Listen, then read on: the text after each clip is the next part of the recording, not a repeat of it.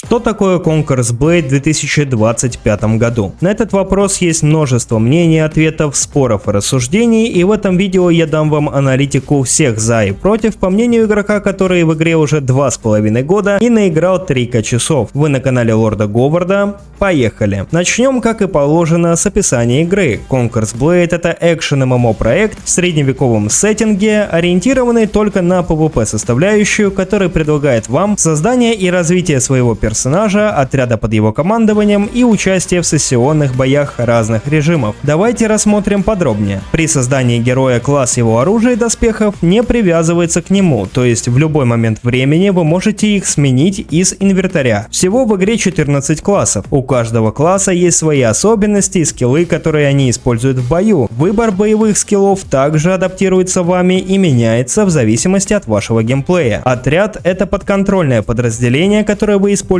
в бою. Оно состоит из NPC, выполняющих ваши приказы, имеющих свои способности, рода, виды и тиры, обусловленные для применения отрядов в разных ситуациях. Вы можете взять несколько отрядов в бой, но единовременно использовать только один. Ролевая система в игре отсутствует в привычном нам понимании, то есть ваша роль в бою будет зависеть не только от класса вашего героя, но и от типа отряда под его руководством. При этом часто они будут смешанными, поэтому мы можем сказать, что ее буквально нет. В игре Conquer's Blade присутствует несколько локаций. После того, как вы создадите персонажа и пройдете обучение, вы окажетесь в городе. Это не боевая зона, и здесь есть вся инфраструктура, которая необходима для обслуживания вашего героя и отрядов, крафта и многого другого. Из города можно выйти в открытый мир, который представлен изометрической глобальной картой. Она нужна для перемещения между городами, уничтожения некоторых PvE рейдов, фарма ресурсов и проведения территориальной войны между кланами. Данный контент в игре не обязателен для взаимодействия. Находясь в городе или на глобальной карте, вы можете произвести поиск PvP матча. В нем и будет основной контент игры. Вас телепортирует в боевое лобби на случайную карту и автоматически распределит между двумя командами атакующей и защищающейся стороны, по 15 человек в каждой. После подготовительного этапа, в котором вы проводите ротацию отрядов и класса оружия, вас загружает непосредственно в бой, где вы начнете управлять героем и выбранным отрядом. Клавиши управления героем будут без особенностей по раскладке WSAD для передвижения и использования способностей через Q и RT. Отряд же будет выполнять команды через клавиши X, C,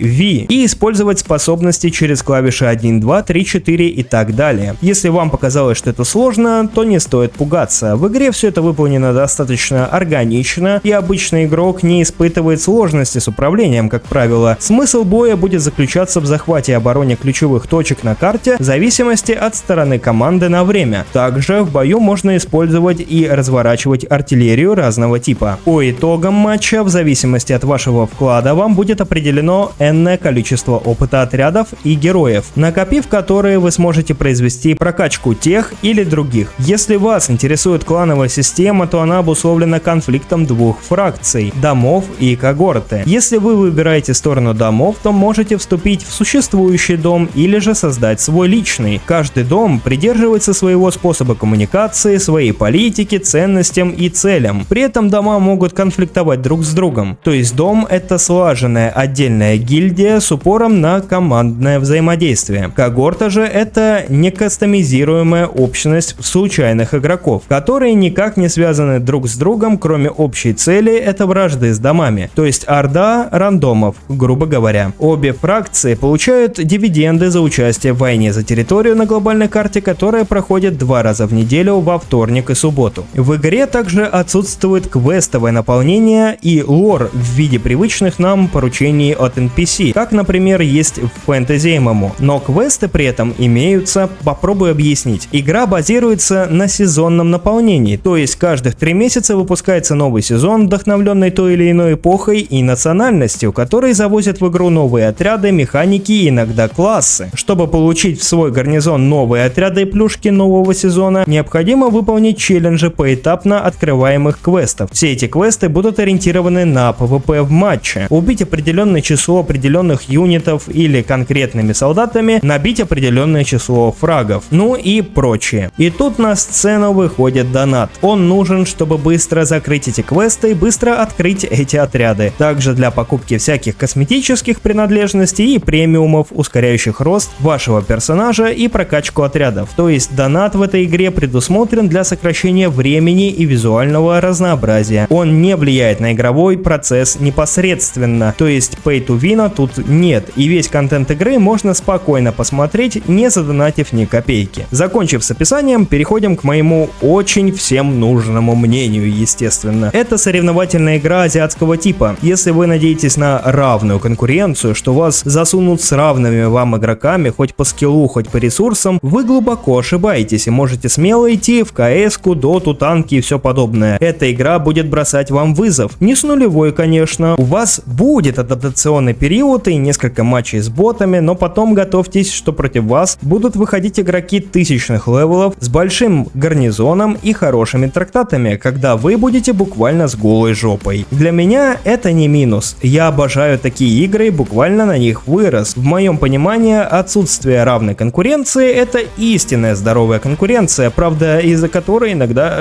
горит очко. Если вы рассчитываете, что здесь есть какие-либо реконструкторские элементы или какие-то зависимости и общности с реальными прообразами своих эпох, то нет. Эта игра ограничит с элементами фэнтези, начиная от локализации до визуала и механик. Но это выглядит органично и по-своему интересно. Пусть это и командная игра, так как соревнование идет между двумя командами, итог сражения от вас зависит только на 1/15. Это следует понимать, если вы привыкли играть на победу. И лучше ставить приоритеты личного отыгрыша, нежели общий итог сражения. Так как интеллектуальные и практические возможности у всех разные, не говоря уже о том, что каждый в бою будет придерживаться своих целей для закрытия личных квестов и не только, что в свою очередь будет создавать некий хаос. Поэтому победа и поражение здесь в рандомных матчах исключительно косвенная цель. Батюшка, баланс. Вообще я считаю, что баланс как таковой в PvP проектах практически невозможен. Если рассмотреть практически любой подобный проект, везде будет фигурировать мета, и ее корректировки — это как раз та самая часть контента, которая и задает реиграбельность его на многие часы. Говорить, что он здесь чудовищен, можно было год назад. Сейчас, на опыте последних сезонов, мы можем наблюдать, что картина намного улучшилась после смены локализатора игры и активно правится и дополняется до сих пор. Так что здесь у кого с чего сгорит, тот на тот жаловаться и будет. Но как по мне, общая картина в этом ключе нормализуется. Комьюнити игры интернационально, и русскоязычных игроков приходится на него не так много, как хотелось бы. Но тем не менее, своих ребят найти можно, и ру-кланы найти тоже можно, в зависимости от сервера. Основное скопление ру игроков находится на сервере EU1 Crystal Sea. В игре, как я считаю, имеется много рудиментарного контента